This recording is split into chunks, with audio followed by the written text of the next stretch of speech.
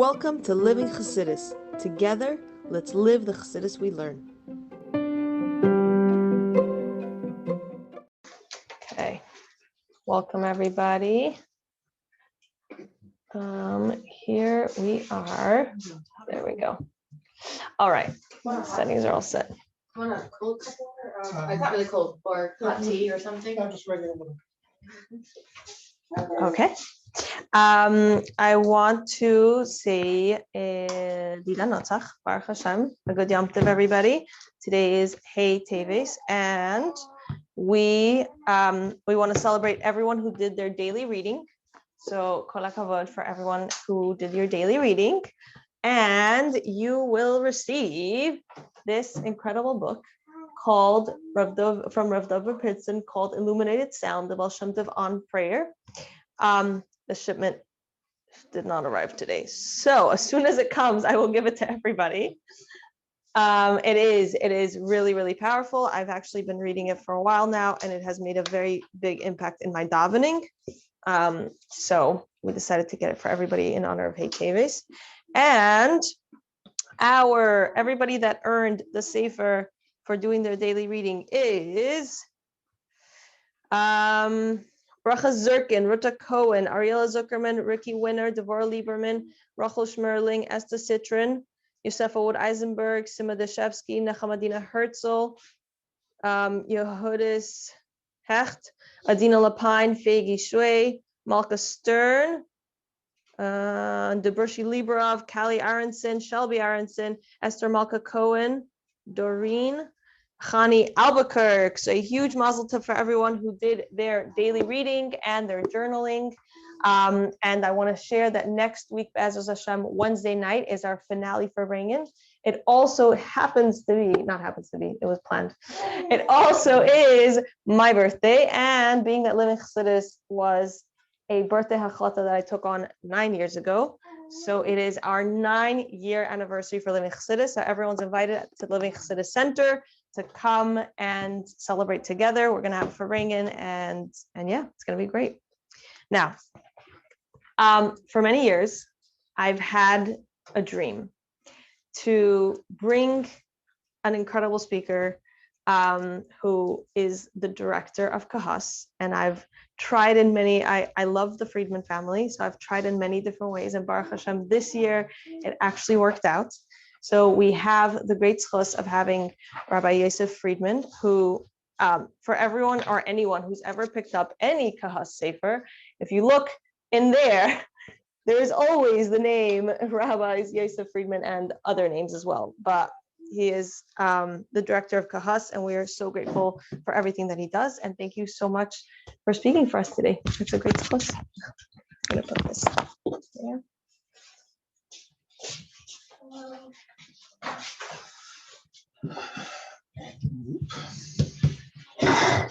Do you want me to switch it so you don't see yourself?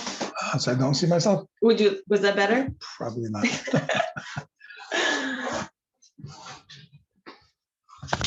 If you want, I can switch it. Switch it.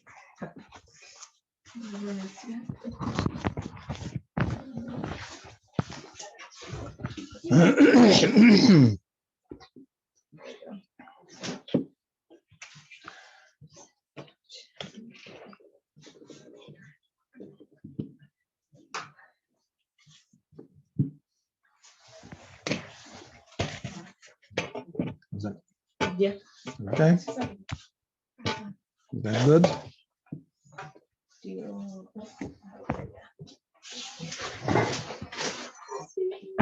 Is that good? I'm fine. So where are we reaching to? Who's out there? So we have. Where are they? So we have the people are coming here, and we also have some people it's women in New Jersey, in Muncie, in Philadelphia. We have Baltimore. We're all around. Okay. Close enough to send them their booklets and prizes. Yes. That's right. Okay, it's not international, it's interstate. Yes. Okay, so good Yom Tov, and it's Hei Teves, so it's a big Yom Tov. L'chaim, l'chaim.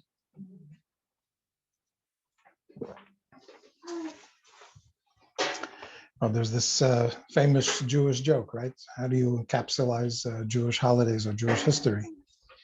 You say they tried to kill us, we survived, let's eat. So usually there's a villain, there's a bad guy, and try to do terrible things, and usually our lives were at stake. And the miracle is that the Jewish people were saved and survived history. What is Hei Teves that it's such a Yom Tov? How does that fit into the picture of the existential threat and scary times? It's about a library. The library was going to be pilfered, and was it about books? Was it about property rights? What was the story that gave us Hei Teves? So, in order to understand Hei Teves, it's a good time to talk about Yud Tes Kislev, because Yud Tes Kislev is known as the Chag HaChagim. The Rebbe is called Yud Tes Kislev the festival of festivals. And whenever a Rebbe would say Yom Tov, and not specify which Yom Tov he was talking about, he meant Yud Tes Kislev. So Yud Tes Kislev is Chag HaChagim. You find it in the Friedman Rebbe's writing, you find it in the Rebbe's writings.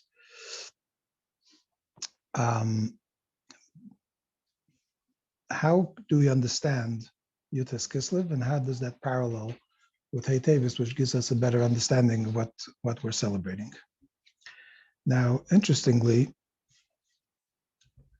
in Likutei Diburim, which is the primary source for Chassidic, wow, this is slipping, for Chassidic wisdom or Chassidic, what we call lachluchis. There's the teachings of Chassidus, and then there's the lachluchis. There's the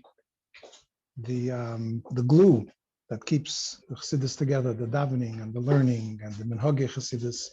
There's a glue that keeps that flowing, because otherwise you have davening, you have learning, you have things that you do as a chassid, but in order to keep all these in focus and keep them together and directed in the same direction, there's the lachluchis. There's the lachluchis means the moisture that kind of gives it the sticking and staying power. So Likutei Diburim is are you familiar with Likutei Diburim? Okay, Likutei Diburim is from the Friedman Rebbe. It's a collection of his talks. Like the Rebbe, we have Likutei Sichos, there's Likutei Diburim, and it was selected as they were printed. They came out in little Likutim, small pamphlets. Later they were put together in 4 volumes, and later into 2 books of 4 volumes. And it's the Friedman Rebbe, mostly, or at least a couple of volumes before he came to America. A lot of his writings are there. For instance, the famous description of his arrest is printed in Likutei Diburim. And you knew that when you were growing up as a chassid, you need to read Likutei Diburim. You need to get that flavor of what Lubavitch was about before the war, how it came to America, and what it became after the war. Its history, its legacy of Chassidim, of a lot of older and early Chassidim, and of course of the Rabbeim.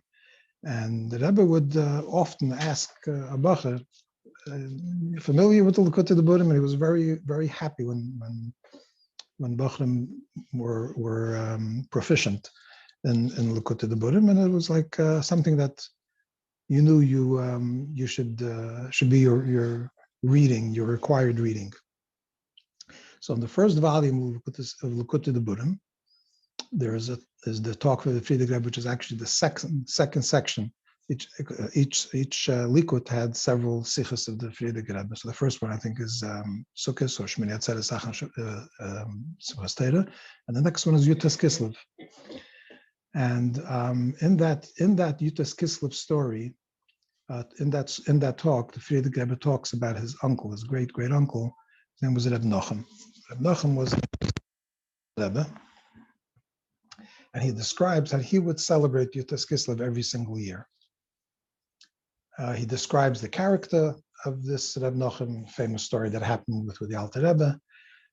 But the point I want to bring out is that the Friedman Rebbe says that every single year Reb Nochem would sit down and verbring Hei Teves Kislev, and he would tell the story of Hei Teves Kislev as if he was reading the Megillah, which means he started at a certain point in the story and took it till the end, and he did the same thing every single year. He would start how their arrest happened, what led up to it,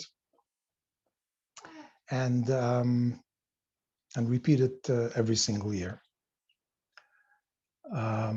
So in Hei Teves, I guess we should be doing the same thing.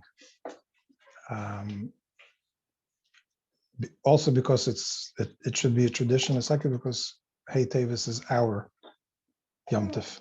It's our Hei Teves Kislev plus. So I was asked to talk about Hei Teves. So Hei Teves, I had the schus. I was fortunate to be kind of in the inside when the story went down, and it was a tremendous tumultuous time for the Rebbe and for the Rebbitzin, and subsequently, and as a result of that, for all of Chassidim. It was 1985, Tavshin Mem Hey, when let's back up a little bit. It's all about the books and all about the Rebbe's library. And what is the Rebbe's library, and where did it come from? Right adjacent to 770, next building, 766 Eastern Parkway, is the Rebbe's library. It is now known as the Agudas Chabad Library. Basically, as a result of the book trial, kind of the name changed, although the facts were the same before and stayed the same after. But the Friedrich Rebbe amassed this library while in Europe and managed to bring part of it with him to America and kept on growing it while he was here. And he grew the library based on what he inherited, starting from the Alter Rebbe. So the Alter Rebbe began that library, and it went from Rebbe to Rebbe to Rebbe to the Friedrich Rebbe, who expanded it greatly. So not only did he take books that were gifted to him, or purchase books, or purchase libraries, it also contained all the ksavim, all the writings and all the manuscripts of every single Rebbe. So if you have a manuscript of the Alter Rebbe, it went from generation to generation. Where is it now? Whatever was saved is in the library right here on Eastern Parkway. Now, some of it was confiscated by the Germans, some was confiscated by the Russians. There's a court case now in Washington, as you know, against the Russian government, who's holding a part of the Rebbe's library. And actually Friday, Hey Chanukah, just last week, we had a great victory against the Russians again, where the court rejected all their appeals, and we're perhaps a step closer to getting the library back, hopefully. But this is the library that's now part of negotiations between the two superpowers, between America and Russia. And what are they arguing about? They're arguing about the ksavim of the Lubavitcher Rebbe's and the books that belong to Chassidim.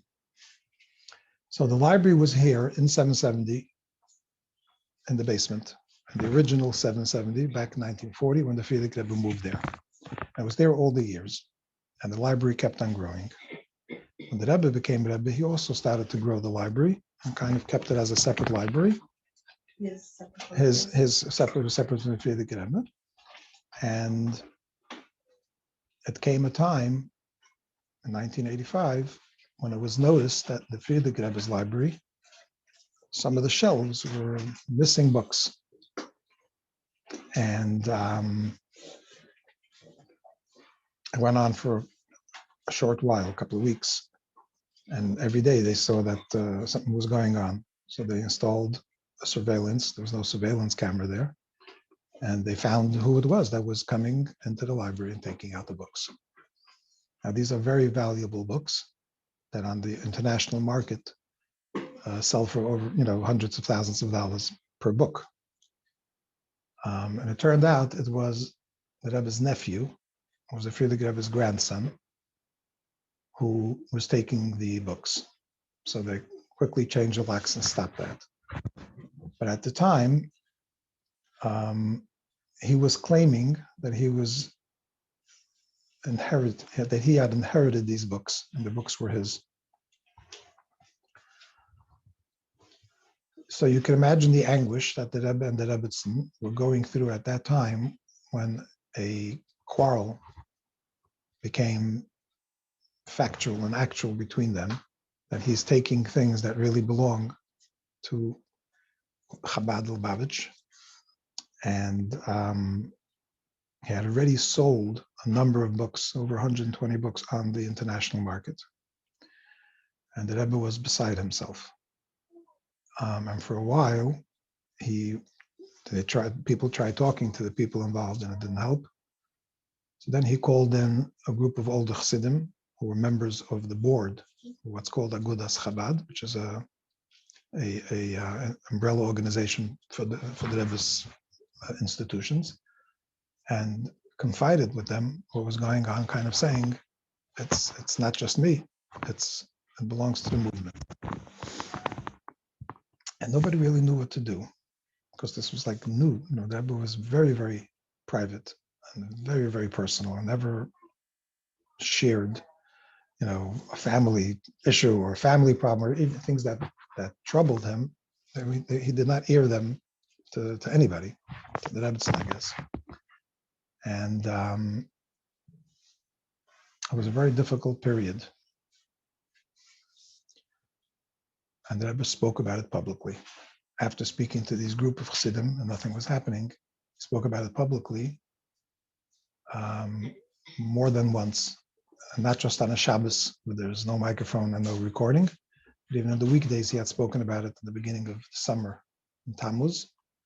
I remember I was up in camp and there was a surprise Farbrengen, and all of a sudden I was talking about such anguish and such distress about nobody knew what he, except for the few people in the inner circle, nobody knew what he was referring to. But he said people went into the Friedrich Rebbe's holy chambers and took out books and stole books. So they spoke about it at Yud Beis Tammuz at the Farbrengen publicly, and then he spoke about it on a Shabbos, and everybody was just beside him. So they saw that it was a period of something was going on. Nobody could put their finger on it. So I remember I was sitting a Saturday night after one of these Farbrengens, middle of the summer, at my father-in-law's house, Rabbi Krinsky, who was the Rebbe's secretary and is also a member in the Agudas Chabad board, and kind of commiserating, what could we do? What should we do? I remember saying, he said to me, he said, I'm thinking maybe I'll just break the story to the New York Times. They love to write about literary stuff and libraries and stuff like that. It's a great story.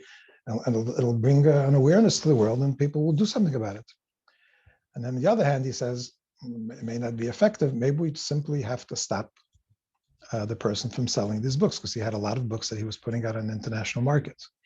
Meanwhile, we were sending out people to find out who the purchasers were. Because in the end, all the details of the story are recorded, but in the end, all those books were purchased back. Every single one was tracked down and they were purchased back and brought back to all, I forget the number, were brought back to the library.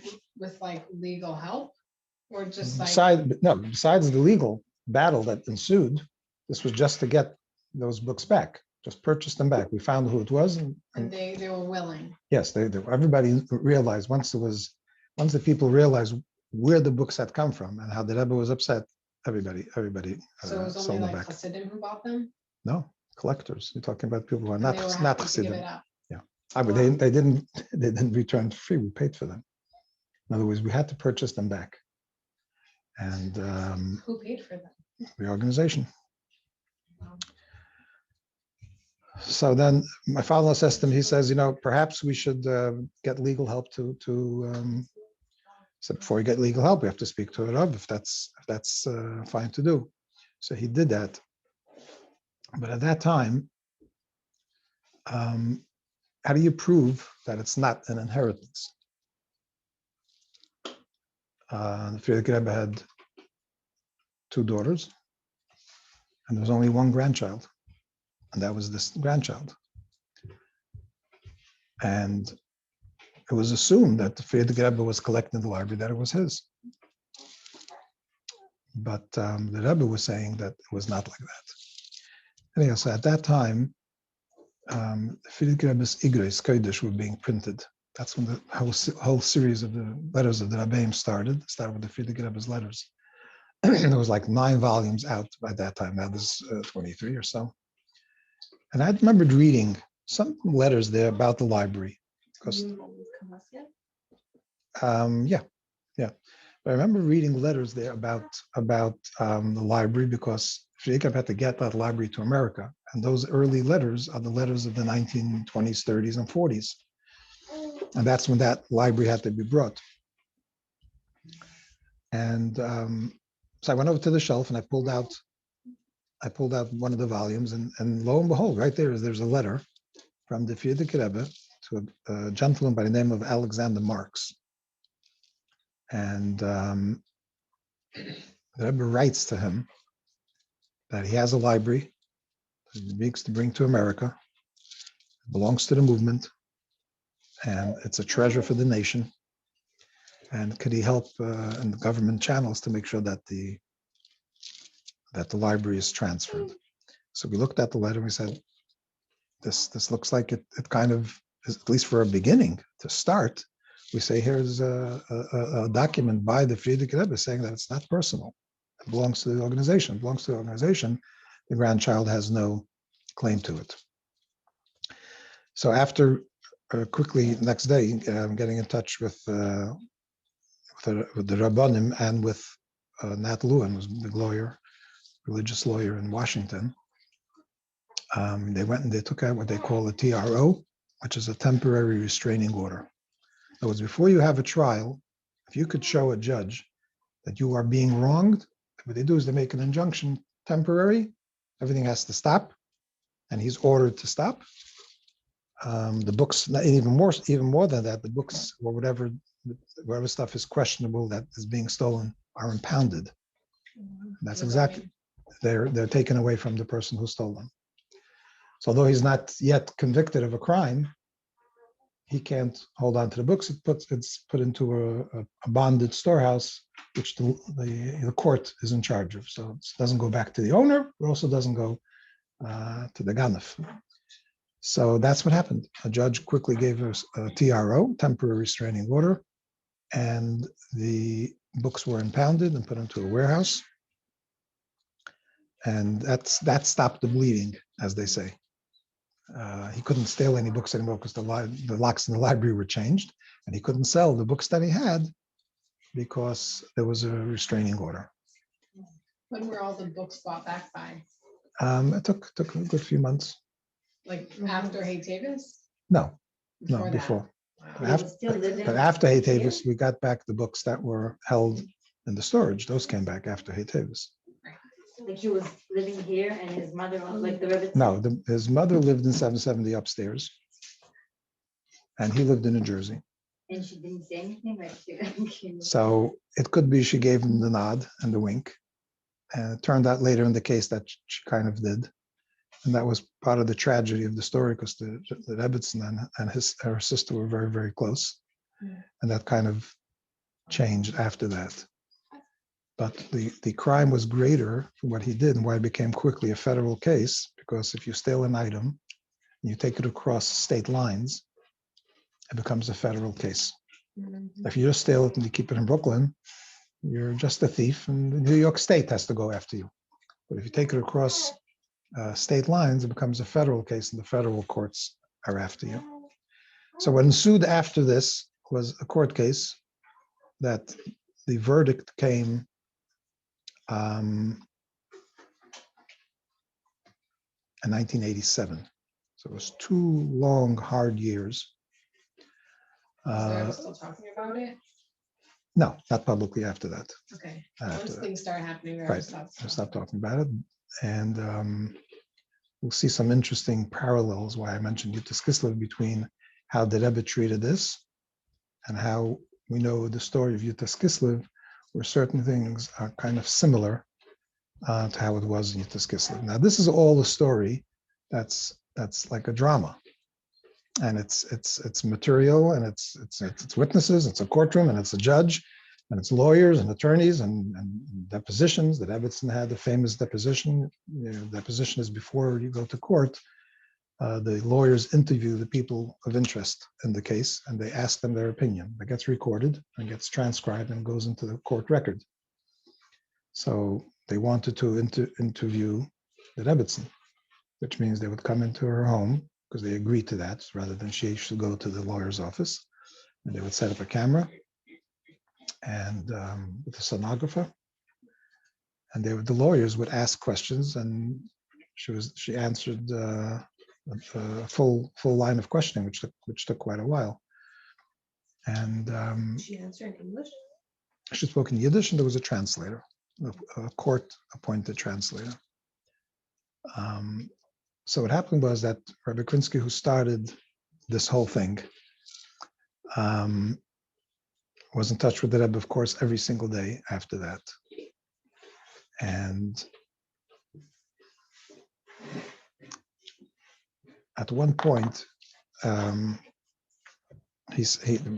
father asked him for a bracha, and he said to him, "You probably received the bracha from my father-in-law, from the Friedman Rebbe." The Rebbe says to my father-in-law, he said, "You probably received the blessing from my father-in-law." And he's like, and the Rebbe kind of picked up on his curiosity. He said, "Maybe at your bar mitzvah, it'll be okay." So then he realized that he was at Yechidus. His father had brought him from Boston on his bar mitzvah to see the Friedman Rebbe. And he got a blessing from the Friedman Rebbe, and the Rebbe was aware of it. And by the Rebbe, everything was going through the Friedman Rebbe's, the channels, the spiritual channels of the Friedman Rebbe, and the Rebbe's, the way the Rebbe went through the whole battle. So kind of finding a correlation between the Friedman Rebbe and him, he said, it'll be okay. At another time, because it was the group, it wasn't the Rebbe who went to court per se. It wasn't personally, the Rebbe was not the plaintiff. It was Agudas Chassidei Chabad, which is an organization that did that. And so the Rebbe was relieved that this court case was being filed. Of course, he agreed to it.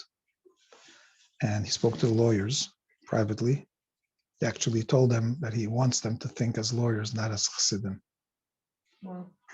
They weren't Hasidim? No. One was close to Chabad, but he was a big Philadelphia lawyer.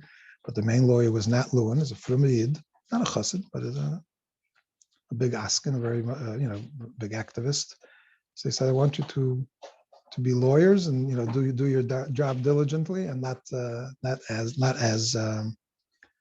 Chassidim." He said, but the Rebbe says, "I would like you to understand what I'm saying, and then you take that in your own mind and use it as you see fit."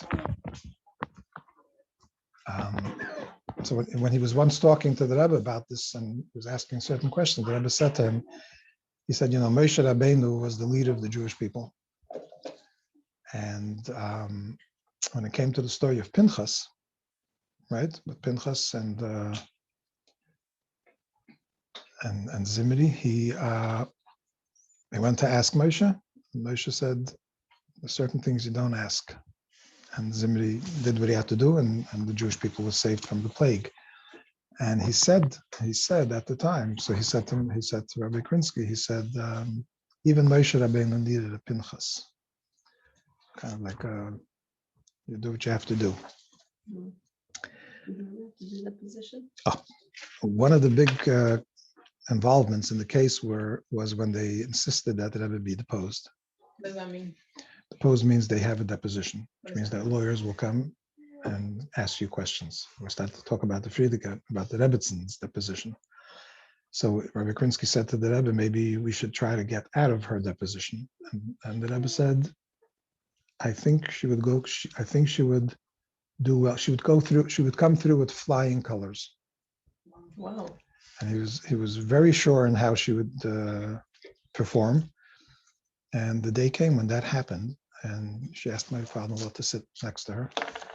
And the lawyers were tough.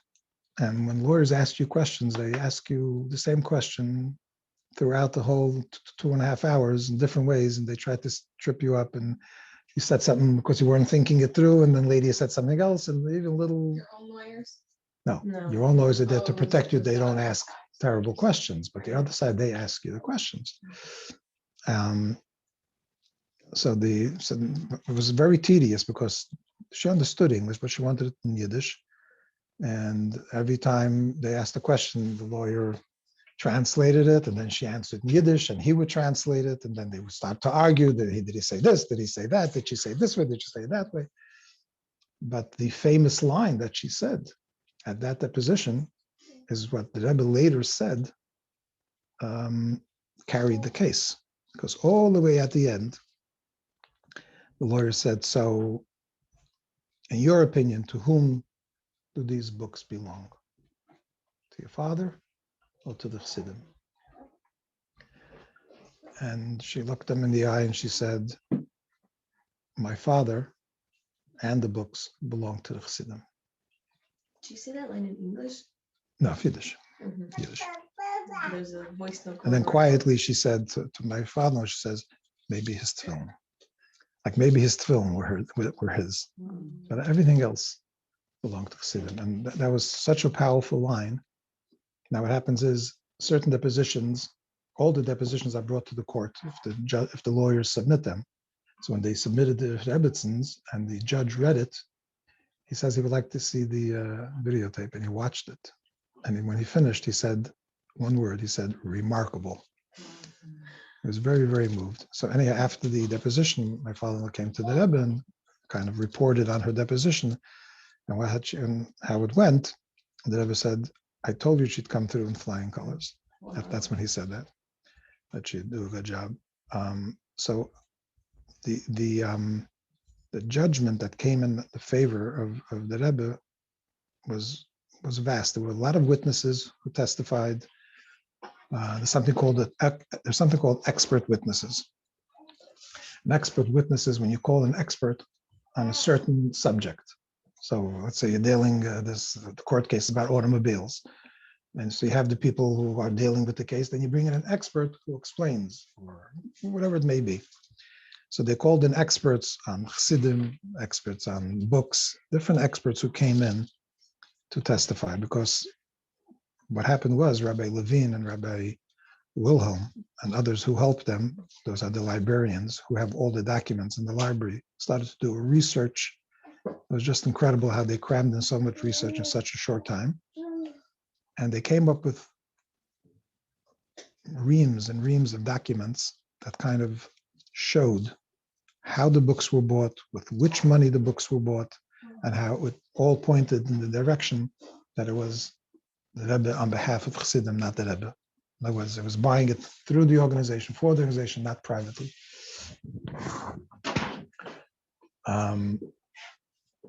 So they called in expert witnesses who testified what does the Rebbe mean, and what does Maimed, money that Chassidim give to the Rebbe for his own personal livelihood, is called Maimed. You give donations to the Rebbe's institutions, to his charities, but you also give personal money to a Rebbe.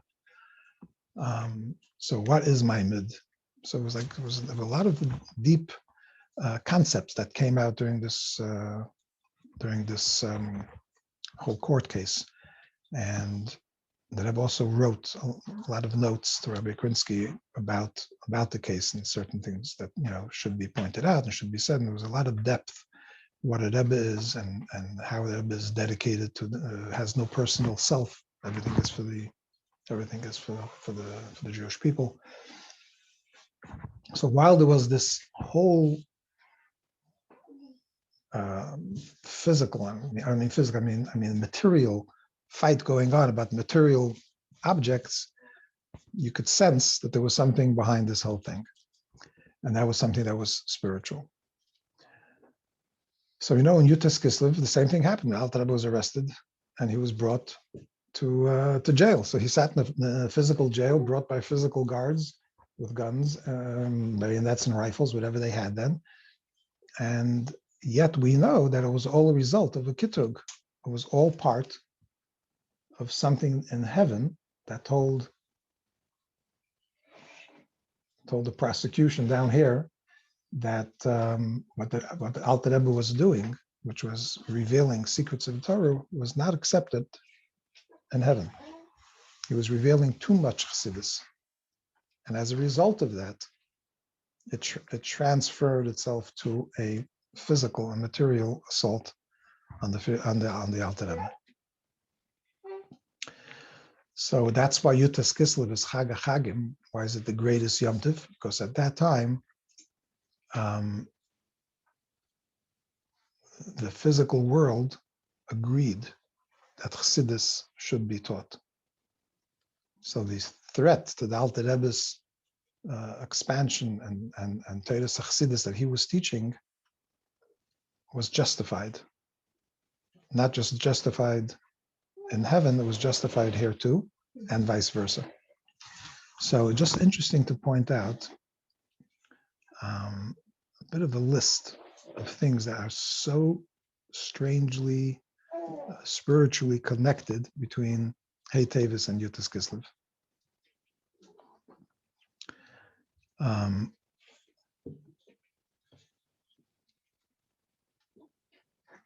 What happened over here, and as similar to Yutas Kislev, is just like at Yutas Kislev, there was an opposition in heaven to what the Alter Rebbe was doing.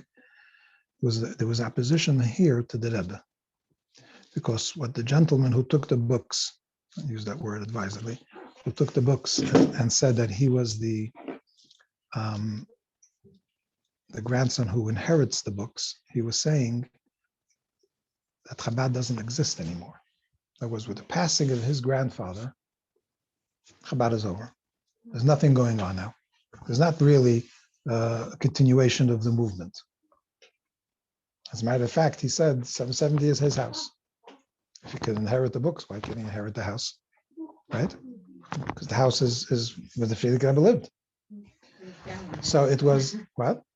Every family has its own, even that's because we look, because we see things with fleshy eyes and fleshy understanding. But as you will see, it happened to be, the Alter Rebbe's, who brought the case against the Alter Rebbe? Was it Ivan? It was Jews. And that's part of the story of Yutas Kislev, that the opposition to the Torah of the Alter Rebbe didn't come from the Goyim. Came from the Jewish people, which is deeper, and it's a deeper opposition. And over here, the opposition came not from a goy, and not from a yid, not just from a chassid, but from a family. So it was a very, very deep opposition, and it expressed itself by the fact that he took out books. But the motive behind that was that there's no Lubavitch now, so it's over, and I could take my stuff. Was he a chassid of the plants? No. So I was saying that. Well, I mean, did he present himself? No, he had moved away. He had moved to New Jersey. He wasn't that religious, and his father was the director of all the yeshivas. His father was sat by all the Fabrengas. Sure, he was very close with the Rebbe. He was older than the Rebbe. He was the older son-in-law. But he submitted himself to the Rebbe's leadership. That's why he said that he's the one who took the sperm. He's the one that gets the sperm. Right, because he's the only Father, grandchild. right. He was the only grandchild. He was the only. The children of the Friedman Rebbe weren't dead, so why should he inherit things? Who? Why should he be? His mother told him he could take it. His mother was an elderly woman, and she said, "Take books." The point was, and after she passes away, so in other words, it was inevitable that it would happen after she passed, and after the Rebbetzin passed. So it was just that he jumped the gun on it, and it was able to be quashed. But did she know, when she said take books, did she know that what he was going to do with the books? Yeah, he said he needed money. Oh, wow. So that was like a double, it was like a double whammy. You know, Friedrich Rebbe's library was there's so much history and blood, sweat, and tears that the Friedrich Rebbe put into it. You know, when he had to leave Russia, he insisted, "I have to take my books with me." They said, "You can." He said, "I'm not going." It was his life, and the Rebbe we know was a man of books. What did the Rebbe do all his life? He published, he edited before he became Rebbe. In those 1940 to 1950, he was the director of Kehot. He annotated the Mamorim. He wrote introductions. He wrote his own Svarim. Everything was about books, and the Ksavim, the heritage of Chabad were the Ksavim and the books, and that's what he was going after. Interestingly, let's take some parallels between Yutas Kislev and Hei Teves, so we could appreciate, because everybody appreciates Yutas Kislev, but Hei Teves is like, okay, what happened? The Mezritcher Magid, who was the Alter Rebbe's teacher, and the Talmud of the Baal Shem Tov, had said that he regarded Alter Rebbe as his son. Actually, he learned with his son. Magid had a son, Rabbi Avram. He was called Avram the Malach. He was called an angel because he was like out of this world. And he paired them together. But he said that I also consider the Alter Rebbe my son. And before his passing, he asked Rabbi Zusha Anapoli, who gives Haskama on the Tanya. He said he referred to the Alter Rebbe as his Rav. That's why the Alter Rebbe is called the Rav. He's the Rav, you know, the author of the Tanya in the Shulchan Aruch. He's called the Rav because he wrote the Shulchan Aruch. And he said also before his passing that to the Alter Rebbe that Yutas Kislev is our day. Because the Magid of Mezritch, before he passed away, told the Alter Rebbe that Yutas Kislev is our day. And sure enough, Mezritch Magid passed away in Yutas Kislev. And then years later, the Alter Rebbe was freed on Yutas Kislev. So the Alter Rebbe was considered a Rav by his master and a son by his master. We see also with the Rebbe, his father was Rabbi Lev Yitzchak. But in the time that the Rebbe spent with the Friedrich Rebbe back in Europe and even in America, and we saw this in the Rishimus, in the journal of the Rebbe that was found after Gimel Tammuz, after the Rebbe passed. We have the journal that the Rebbe wrote during the years that he was in Europe. And there's so much there that the Friedrich Rebbe imparted to the Rebbe, who was just the son-in-law at the time, of those type of things that the Rebbe's passed to their children.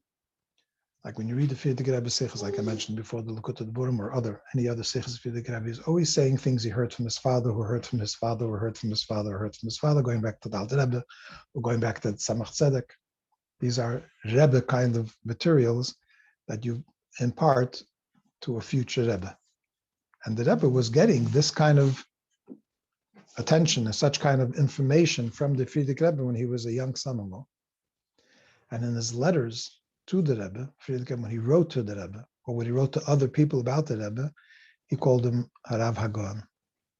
So there's a little parallel between how the Mezritcher Magid referred to the Alter Rebbe as a son and as a Goin, and how the Friedrich Rebbe called the Rebbe a Goin, and also told him things as if he was a son becoming a Rebbe. Now, when the Alter Rebbe was arrested, the famous story that the guards came to arrest him, and he went to hide. He was evading the arrest.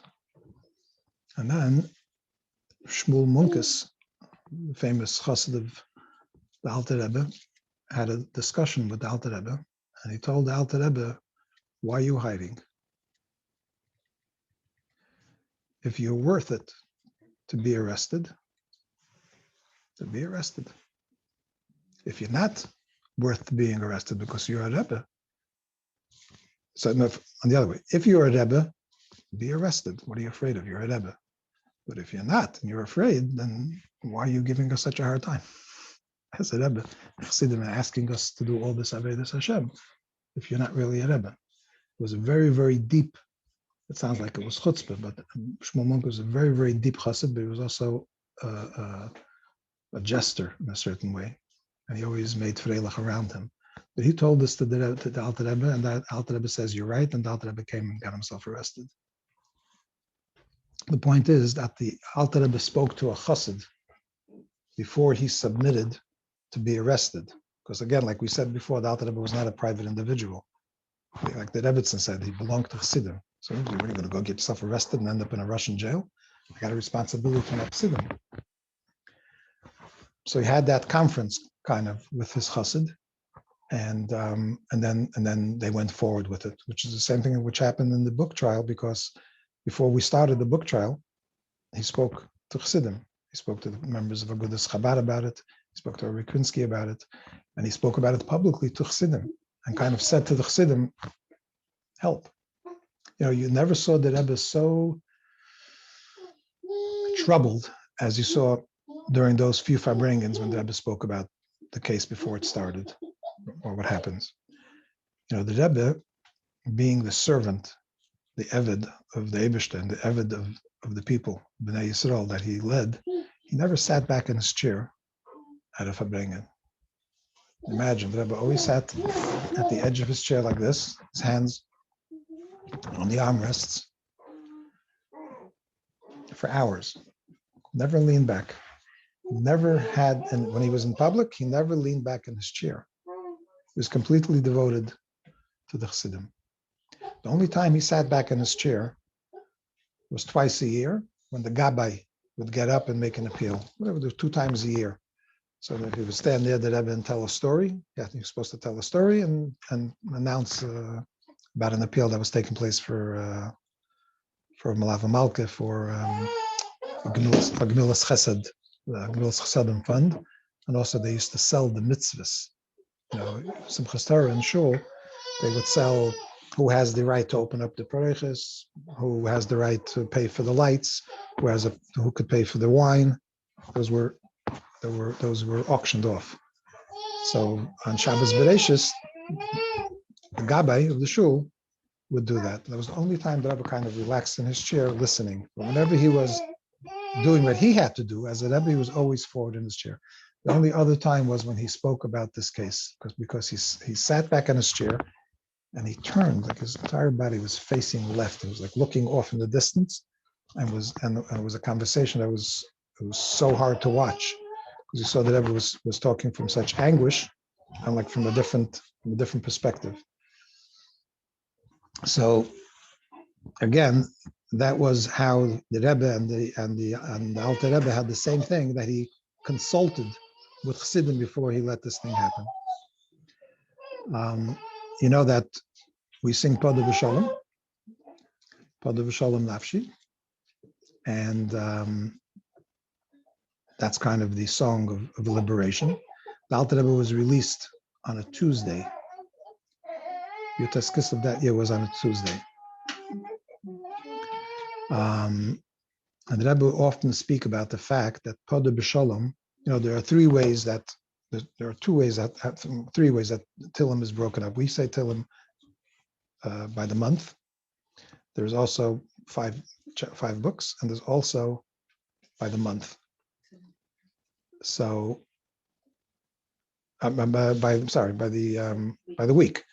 So Tuesday has in it the capital that has Pada B'Shalom Nafshi. So although it was Yutes Kislev, when the Frierdiker Rebbe was released, it was on Tuesday.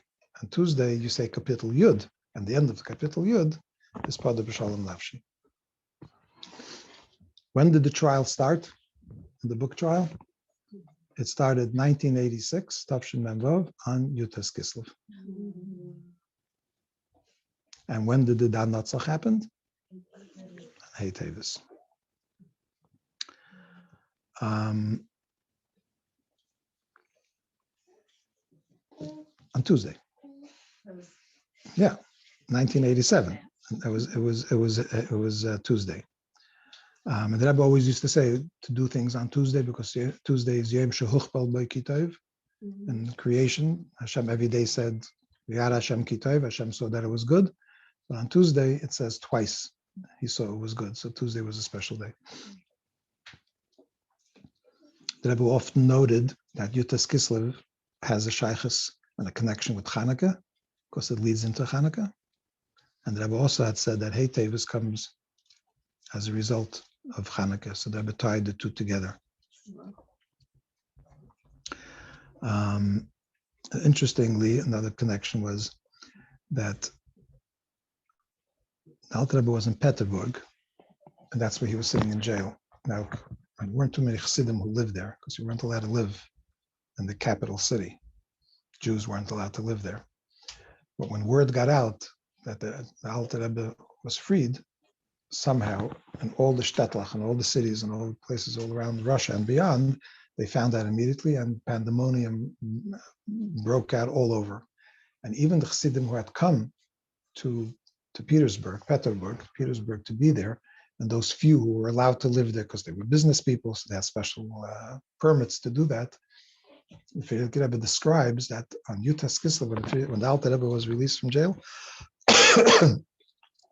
Chassidim were doing somersaults in Petersburg. That's like somersaults in Petersburg. You're not allowed to step into Petersburg if you're Jewish. You're not allowed to live there. But Chassidim were so happy and so elated. With the Gemacht Kulis, they were doing somersaults in Petersburg. And Hei Teves, for those who were here, I remember I was sitting in the office and we had just gone to the court because we got a phone call that there's a verdict. Don't forget that the trial took place in 1986. The books were stolen in 1985 summer. And then the temporary restraining order was taken out that summer, but the trial didn't begin till Yutas Kislev of 1986. Oh, wow. And the trial was 2 weeks long, and it started on Yutas Kislev. The verdict came in 1987 on Hei Teves. What happened was the judge, after the trial wrapped up, the 2 weeks, there was a huge federal mafia case, and he was called to be the judge on that, and he was completely out of commission. So whatever it came, that's why it came so much later. So I remember I'm sitting in the office, and we got a call from the court that we should come pick up. There's a judgment. So quickly ran down to the courtroom, and it was a federal court in Manhattan. Wow. Manhattan or in Brooklyn? No, Brooklyn Federal Courthouse. And came back with the psak and quickly went into the Rebbe and brought it to the Rebbe. We'll talk about that soon too. But immediately, everybody came flocking to 770. And word got out quicker, a lot quicker than it got out in by the Alter Rebbe in Petersburg. I can tell you that much. And 770 was going crazy. Outside of 770, the dancing and the somersaulting that was going out was kind of a parallel to what happened at Yutas Kislev. I was sitting in the office, and a good friend of mine came in, and he's like carrying a tray of chicken, and he's carrying a tray of coleslaw, and he says, "What's going on? We got a thing, you know." It was like we were busy with the nitty gritty. It was the middle of the day, afternoon, I don't know, about 3 or 4 o'clock in the morning. It was afternoon, and the place was just rolling. And what happened was Chassidim verbringed for 7 days, 7 consecutive days. Wow. It was actually called 7 days of Sheva Brachos. That's what a nonstop. And the event is going to be next week, Oh. part of it. There's an event next week for Michal's birthday and the rest. The end of Sheva Brachos. Yeah. So when the Alter Rebbe was freed, Chassidim were ecstatic, and the Alter Rebbe was subdued. And he wrote a letter to Chassidim. They should be calm and not do anything brash. He felt that there was another round to come, and indeed there was. And why is the 5th Lichtel of Hanukkah a special night? Because the 5th Lichtel of Hanukkah, the Alter Rebbe had been arrested again, and he was released again on the 5th Lichtel of Hanukkah. Yet the main Simcha is Yud Tes Kislev, not the fifth lichtel. It's kind of a minor, third or fifth. Yeah, third or fifth. Yeah, right. So third or fifth? Third. The third. So when Rabbi Krinsky brought the sack into the Rebbe and gave it to him to read, and the Rebbe quickly looked at it, the Rebbe didn't express any outward excitement, and which by the Rebbe would be like that. But Rabbi Krinsky asked him if the Rebbe would speak, and the Rebbe says, we have to think about it. He asked him if he would be a verbring, and he said, we have to think about it. In the end, the Rebbe spoke every single day for 7 days after Mincha, but it wasn't a verbringen. So the Rebbe also felt that it wasn't over, and indeed it wasn't over, because there was an appeal. And after the appeal, which we resoundingly were victorious, even stronger than the original verdict. And then there was a third case, which was kind of a case personally against the Rebbe. And that ended many, many years later. Connected to the Svarim? Yeah, connected to the Svarim. And it was after that final case that the Rebbe on his own said to him, now we could say Chassidus. So during this entire time, there was this huge kitrug that was going on that we didn't see. I mean, we knew, we sensed it, but the Rebbe was living through a very, very harsh kitrug, like we say, was parallel to Yud Tes Kislev, and perhaps even greater. When was the third verdict? 1990, maybe. Oh, wow. Yeah.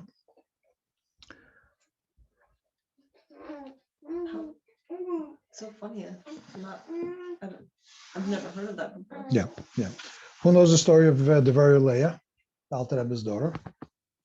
Right, we all know that story. So when did the story of Yud Tes Kislev begin? Did it start when Avigdor told his lies to the Russian government that the Rebbe is sending money to the Turkish army against Russia's will? Or it started years earlier when she gave her life for the Alter Rebbe? So that happened years before, where she said that she heard from her father that difficult times are coming. And she called in the Chassidim and said, I want to give my life for my father. And indeed, she passed away shortly after that. And her son, the Tzemach Tzedek, became the Alter Rebbe's son. And he raised him. So there was a physical tragedy. It was the kitrug had manifested itself in personal loss to the Alter Rebbe of his daughter. And what we know and what we saw in Hei Teves was that the same thing is what the Rebbe and the Rebbetzin, because it sapped their health, sapped their energy. The Rebbetzin passed away. Luckily, she passed away after the victory of Hei Teves, which was 1987, but she passed away in 1988, and surely had an effect on her health. And the same thing with the Rebbe. It was a terrible, physically difficult period, which is another parallel between Yud Tes Kislev and Hei Teves.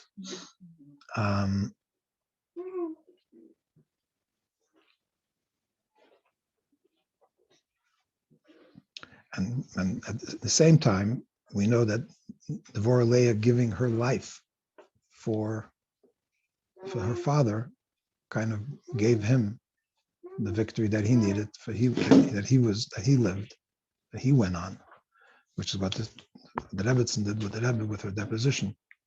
Because the Rebbe mentioned that how good she would do, and the judge in his testimony even wrote what she said, banking on what she said. So it was like Chanukah and Purim, it was the great Jewish women who did what they did and brought about the Geula.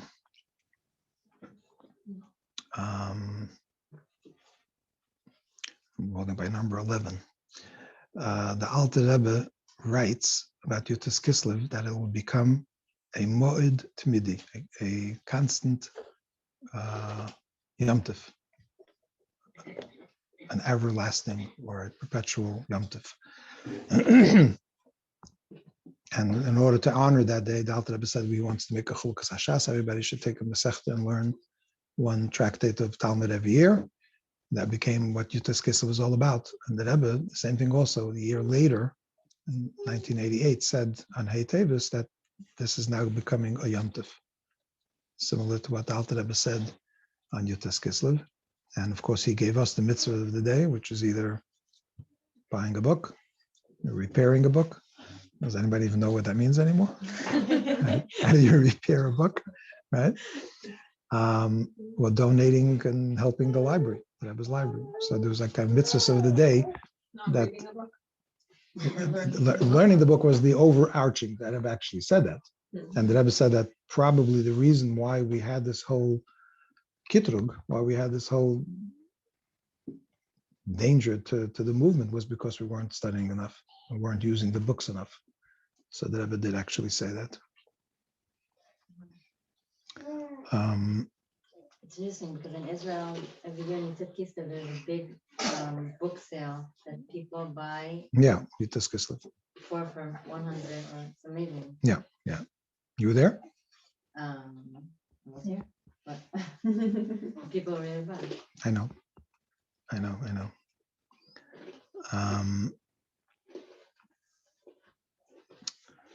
One of the things that Rebbe would write when he referred to the victory of Hei Teves, he would write that the victory took place in the federal courthouse of the United States. He wrote that in Hebrew.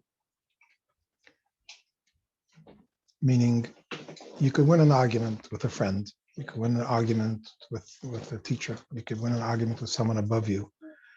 But when the argument is in your favor by the government, where you live, there was a tremendous meaning to the Rebbe. That the government, which is reflective of the Sodom Lamaila, of the angels who protect each country, has its own Sar. When that's translated into a victory presented by them, it's a much stronger thing. And the Alter Rebbe actually also writes in his letters that his victory was le'enei kol ha'amim, that the nations, all the nations could see that Torah and Chassidus is holy and should be taught. So it's not a very similar thing of how Hei Teves meant, what Hei Teves meant to the Rebbe, which is what Yutas Kislev and Alter Rebbe.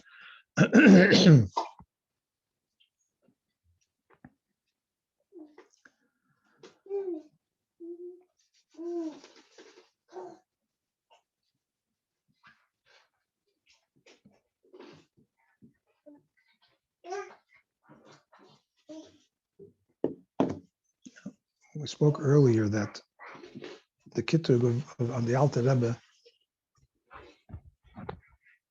was from a Jewish person, but it was on Torah, and within Torah it was on Chassidus.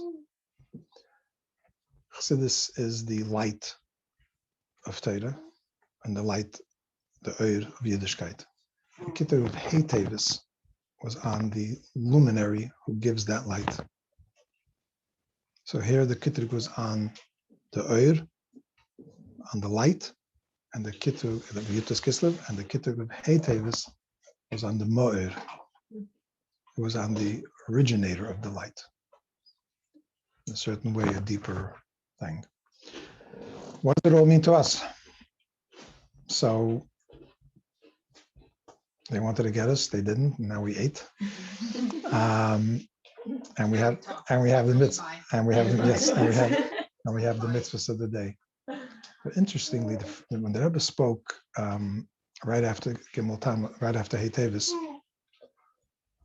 he started off by saying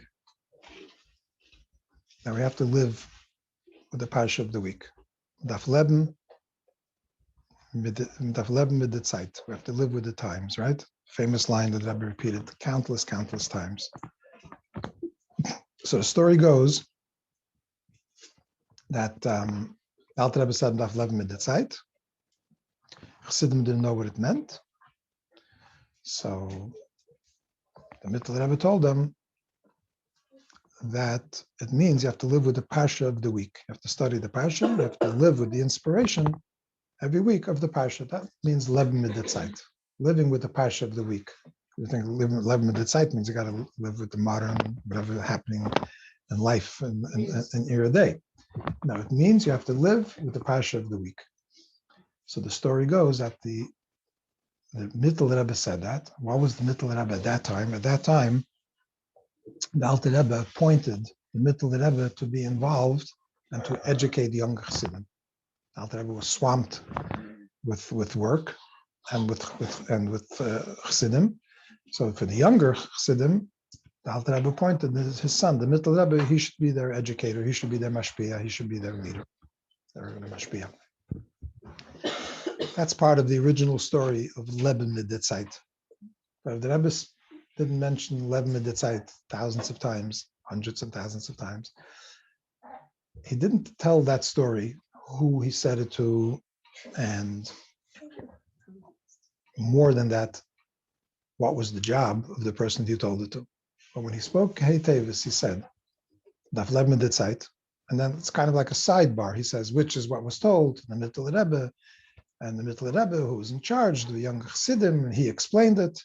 It was like a little out of context to talk that detail when he was talking about Hei Teves. And it's very possible that what the Rebbe was saying was, this is a Yom Tov for the younger people. This is a Yom Tov for the people who are going to be young people, or for generations to come, who are not by the Rebbe. So you're talking about the younger people who weren't by the Alter Rebbe, they were being educated by the Mittel Rebbe. So Hei Teves is a time where it's an event that speaks to younger people who are not present. Matter of fact, the Rebbe had said at the time that after the victory of Hei Teves, the Rebbe said, "V'techi ruach yankev avihem." It's also part of the parsha of those weeks of Hei Teves, where after Yaakov finds out that Yosef is alive, what does the pasuk say? Leben mit der Zeit. V'techi ruach yankev avihem. Yaakov's spirit was alive again. And the Rebbe referenced that pasuk, V'techi ruach yankev avihem, as a result of Hei Teves. That after the victory of Hei Teves, where it was established on high and in the federal court that Chassidus Chabad exists, and it didn't finish in 1950, as someone had proclaimed, but it continues and stronger than ever. The Rebbe was one of the Fabrengens that Rebbe was talking about. He says, could you imagine the person said that Chabad is not active and the Friedrich Rebbe is not doing anything anymore because he passed away? He says, how could a person say that? The Rebbe is more active than ever. The Friedrich Rebbe is more active, the Rebbe said, like in a Russian English accent, more active than ever before. So this was the judgment ruled by a non-Jewish judge who said, no, the books belong to Chassidim and belongs to Chabad because Chabad exists. That didn't end. So that's the Vatchi Ruach Yankev Avim that the Rebbe referenced, that Yaakov's spirit is now alive once again because the Friedrich Rebbe is alive. The Rebbe always didn't speak about himself. It was always through the Friedrich Rebbe. But to us, it meant the Rebbe was alive. The Rebbe is alive. So the Vatchi Ruach Yankev Avim is a result of the Hei Teves victory. So it speaks to us because, you speak to people who never saw the Rebbe. I speak to our children who never saw the Rebbe, and future children who have never seen the Rebbe.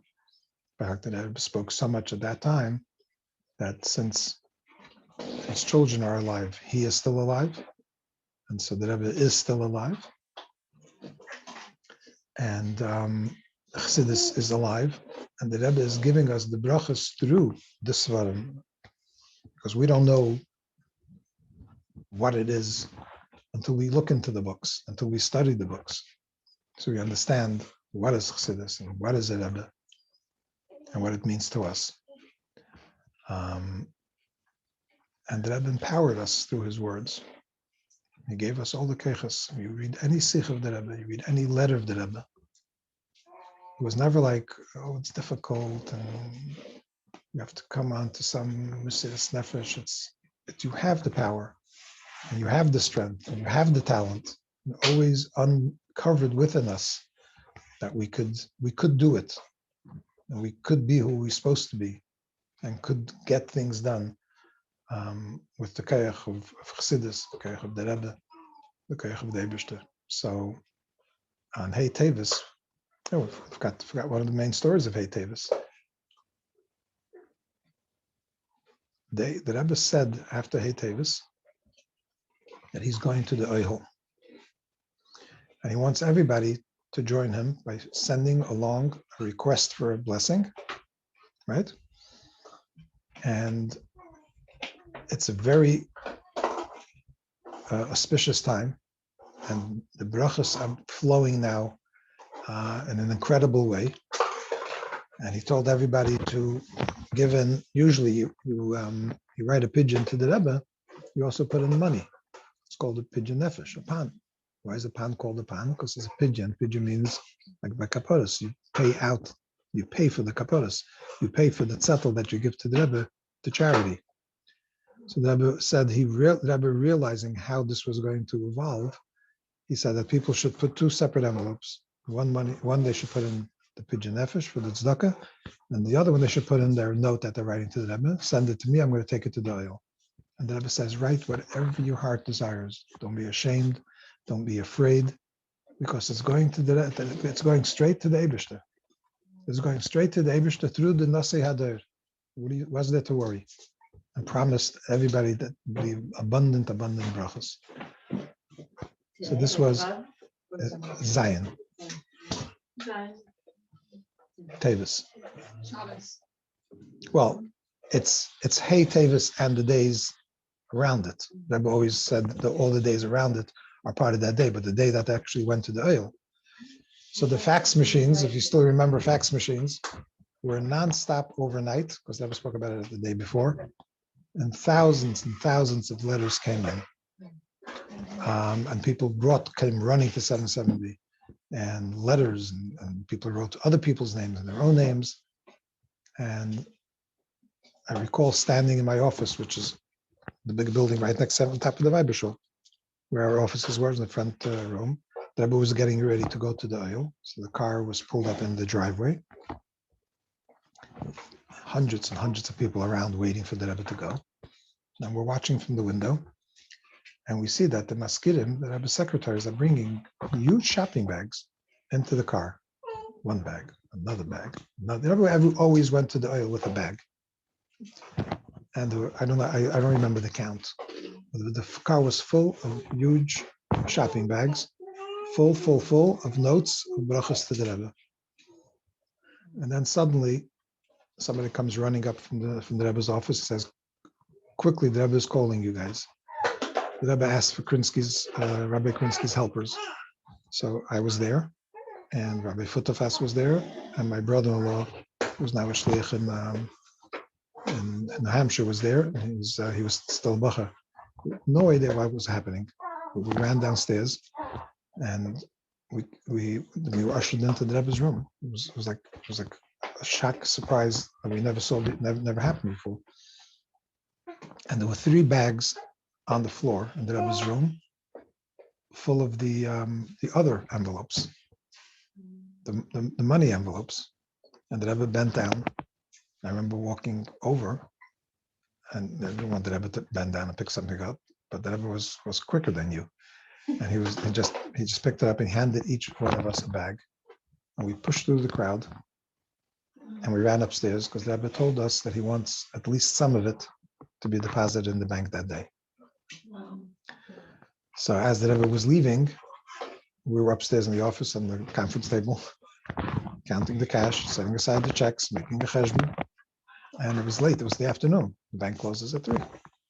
The Rebbe said he wanted some, at least some of it to go into the bank. The Bank of America across the The street. Bank of America across the street. That's where we banked.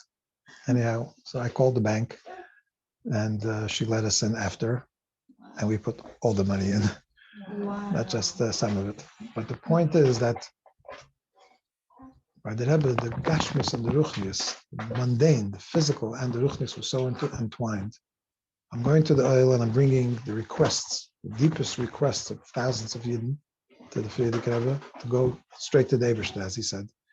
And he wanted the money that's attached to that to go into the bank. It should be sealed and delivered as in a tangible way. Did you like tell Reverend when you did it? Like I'm He saying, was at the oil. So later we reported that, how much it was, how much it was, and that it's all in the bank. Is the money that people sent? Is the money that people sent with the pajamas. Was it like people would send $1 or people sent donations? It's a dollar was a donation too.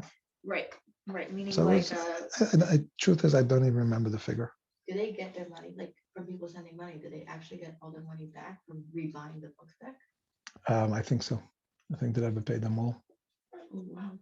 Yeah, it was a huge expense because a trial that took such a long time was amazing expense. so you're saying you did No, this but I'm saying donations that paid all off? these donations, they paid off for like the books that they had to pay for it back. Yeah, the people who laid out money to buy back the books, they never paid them back. They didn't want any. Right, so you're They saying didn't want any from favors. this money. Didn't want any favors from anybody. So from this money that he got. Not he from paid the back. Oh, well, they never had people who always gave money to them, bigger amounts and smaller amounts, and big donors who gave a lot of money. This was like they say Amcha. This was the regular people's money. It was everybody's money. So it was children gave them coins. So there was coins and there was dollars and $100 and checks, all kinds of. But the reports were that after that there was huge amount of brachas that took place. Children and babies and marriages and chasanim and kalas and health and business. It was incredible, an incredible eis ratzon. And that was also an indication of how there was a kitru going on at the time. An interesting parallel, which I skipped before, is when the Alter Rebbe sat in jail, Friedman tells the story that he had visitors. Who visited the Alter Rebbe in jail?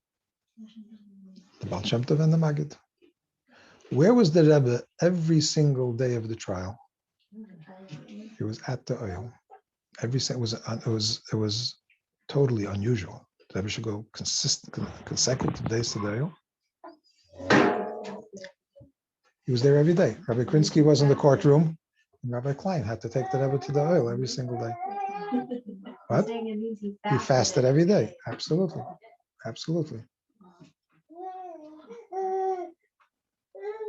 Why the libraries, like you can't go inside? Like You could. the real library? Like You every could. person can go to the real library? How can No. you arrange that?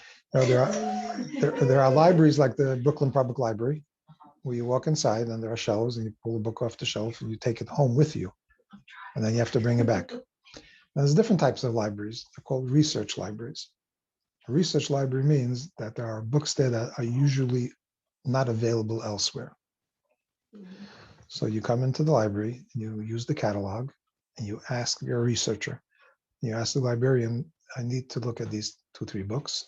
The books are brought to you in a reading room and you do your research and you don't take them out. So that's a research library. So this library is a research library. What about just going to like, we don't get So- researcher.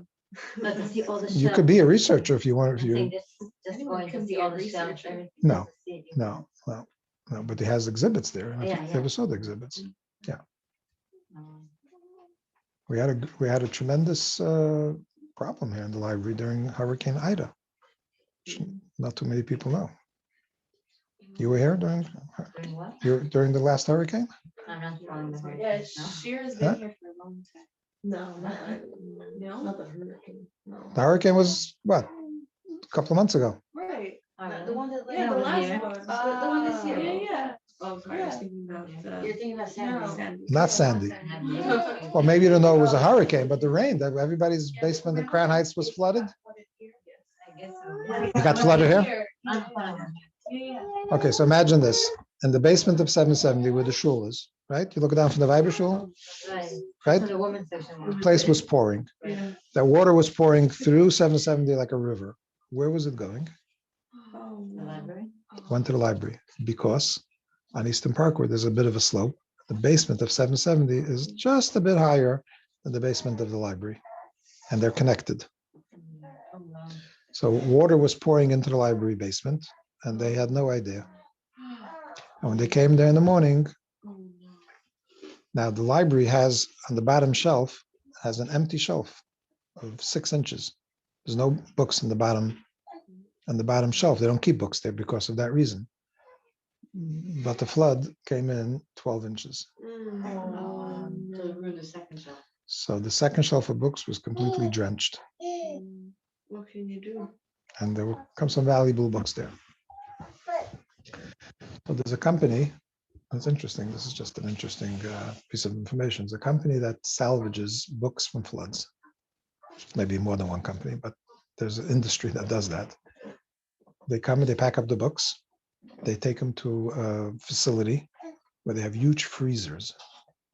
They put the books into a freezer, and it freezes the moisture in the pages, so they can't spread, and that they can't grow mold.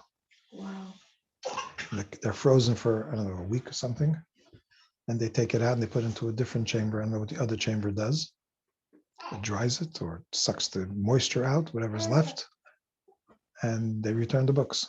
So But the pages don't stick together. No. Book gets wet. no, it's amazing. Ah. It's amazing.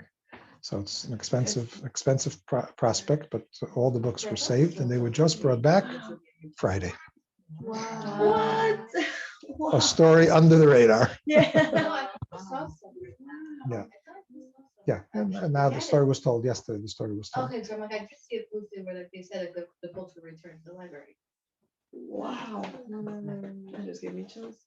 That's insane. And then I think they just opened a new wing. Or Yep. I think they just started. Right. Also on Hei Teves yesterday. Anyhow, so Wow. I don't know what you did for Hei Teves, but Hei Teves is still going on and will go on till after Shabbos. The spiritual Hei Teves keeps on going. So it's an ace rotzen. It's a time for tefillos. It's a time for brachas, and you could ask for everything, like the Rebbe said. Ask for everything, and the Rebbe says he'll deliver. So it's looking up. It's looking up. If you haven't bought a book, buy a book. If you haven't fixed a book, fix a book. She was selling books before, so I guess that counts. I have a question. Yeah. Was the thought of like based in ever considered, or because Yes, he didn't want to come. He said, as a matter of fact, the judge's father was a prominent theologian, very famous theologian. His father-in-law was a famous theologian. That's someone who deals in theology, religious, God, that's the kind of stuff. It's like a philosophy. I'm sorry, it's a philosophy. So he was very sensitive to the fact that this was a religious case. So he called over the lawyers right at the beginning of the trial, and he said to them, you know who my father-in-law is, and maybe you think I should not be the judge on this case for whatever reason. So he asked both sides if they agree that he should be the judge. Wow. And we had no problem with it, and the other guy didn't have a problem either. Wow. Yeah. He said during the trial, he says, I drive by Eastern Parkway quite often, and I pass that building, and to me, it seems to be a glass house.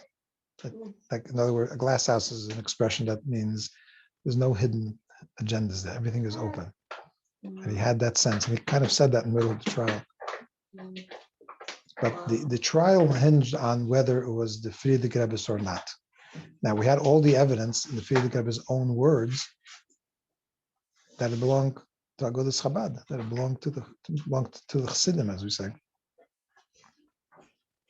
But they were saying that the Friedrich Rebbe wrote that letter like the letter I told you that was found right away at the beginning, because Rebbe also pointed to that letter as this you have to take this as the main testimony.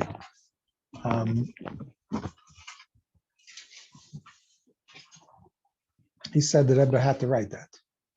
He wanted to save his books from Europe. So when you're dealing with Europe was, was not a free country. You were coming to a free country. He had to get it out. So he had to write the letter saying that it wasn't the truth. It was really his own. He just wrote that in order to get the government to bring it across to America.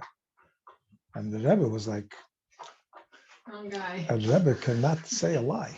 Yeah. It's just not possible. So the judge referenced that, judging by the character of Rabbi Yosef Yitzchak Schneerson. He said it's impossible to think that he kind of almost said what the Rebbe said, not knowing what the Rebbe said. And in the appeals court, which is a bank of lawyers, a bunch of judges, not just one judge, they kind of reiterated that and said, can't say that such a virtuous person as the Friedman Rebbe could say something other than what he really meant. Wow. So this was also like the truth of Torah came through in a way where the courts said that Torah is true and its leaders are true. So Torah's emes and Moshe emes. But how the Rebbe was, how do you say,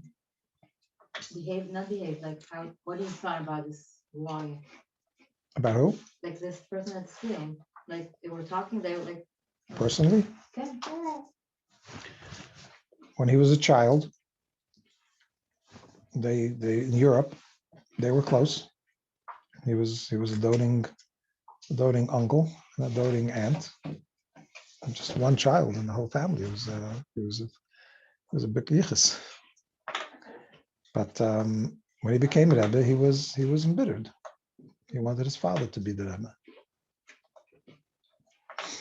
But that's not what Chassidim wanted.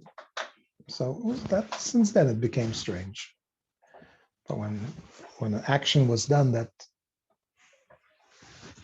made a statement in that way, and something that was irretrievable, that would just keep on going, and then you couldn't chase down the buyers, the Rebbe did what he had to do. Had great personal sacrifice. So it's a Yom Tov where the Rebbe sacrificed himself for us. I was just talking the other day to someone. He says to me, the Rebbe suffered so much.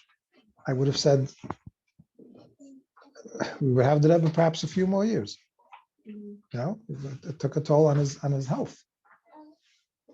But the Rebbe sacrificed himself for us, that it should continue as the movement he wanted, not that it stopped after the Friedrich Rebbe.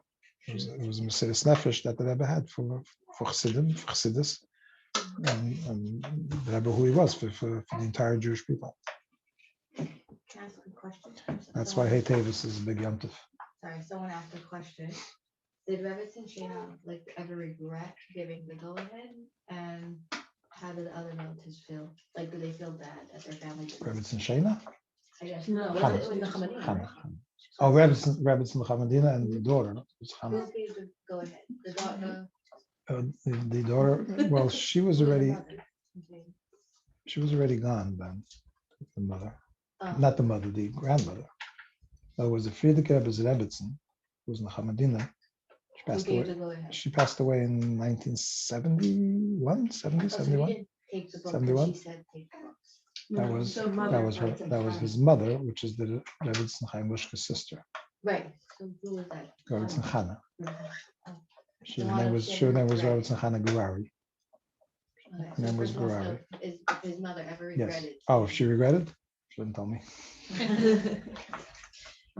Do we know what happened to the man after? Like, Nothing. just He just Lived maybe his life needed until he money passed again. away. Passed away before Gimel Tammuz, this person? Huh? He passed away before Gimel Tammuz, this person? no. I Was it don't remember. younger? I don't remember. Well, Yeah. yeah, the nephew. Yeah. The nephew. Did he ever Wow. feel bad that he did it? We don't know. I mean, he felt bad probably that he lost. No, someone who mounted that battle. I mean, after he was exposed, he had the option of bowing out. Right. Wow. But he wanted that fight, so I doubt it. It was a world war. So, and at that time, Chabad didn't have good relations with Satmar. I should say Satmar didn't have good relations with Chabad. And he kind of teamed up with members of that community. Wow. So it was like, Wow. that was Oh, bless you. That's one way to do it. You need the money.